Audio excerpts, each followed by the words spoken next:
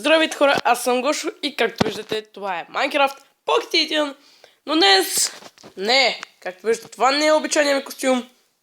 Това ето, там за дървото е обичайният ми костюм.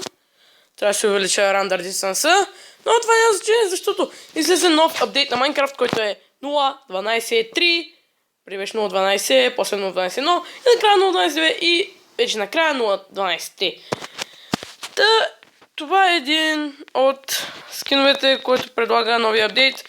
И всъщност тук има много бъгнати неща, но нали смисъл, доста бъгове са фикснати. Но искаме нещо?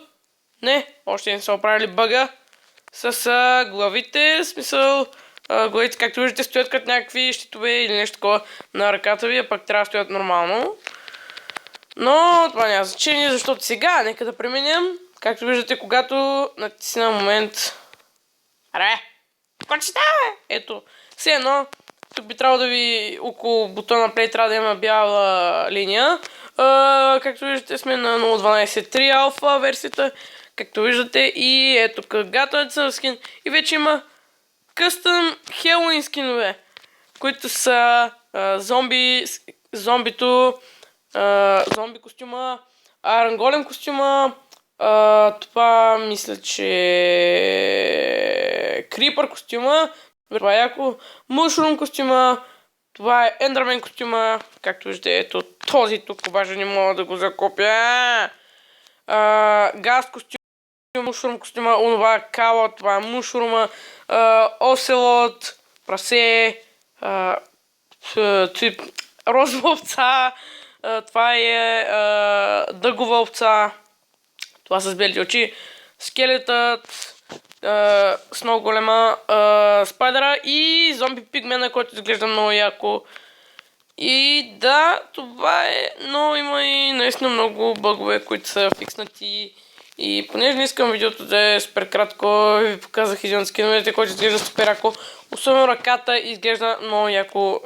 Просто ако направя такива зомбитата в Minecraft, мали, няма да изляза от тази игра.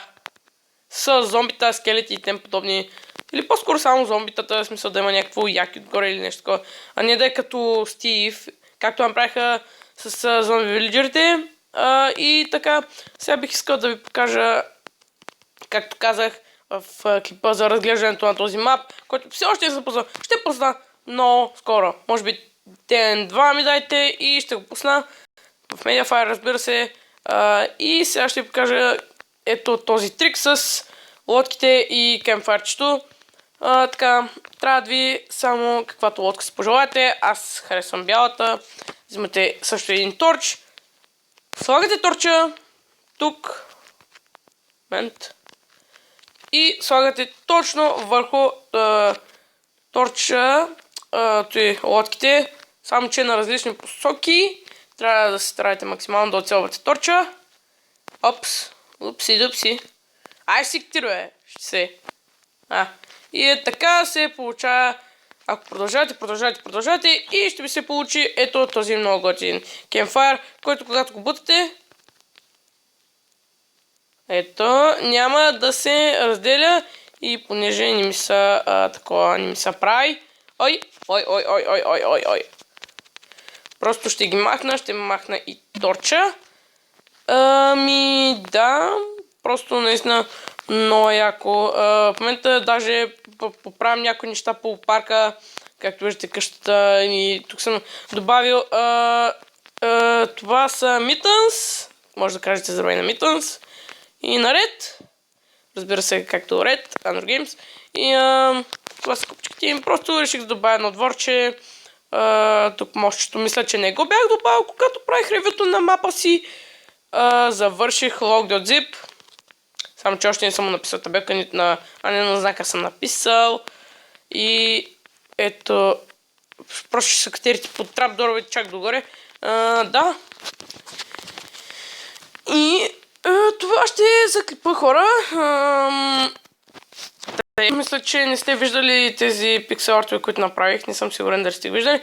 Даже не съм сигурен какво беше ревюто на какво. Защото направих доста масив апдейт. В смисъл, даже понякога, когато имам да казвам информация, ще съм в този мап. Да. И може би с този клип заедно ще кача още един на играта PewDiePie, да лезем добро, защото вече ми трябва Маркиплайер!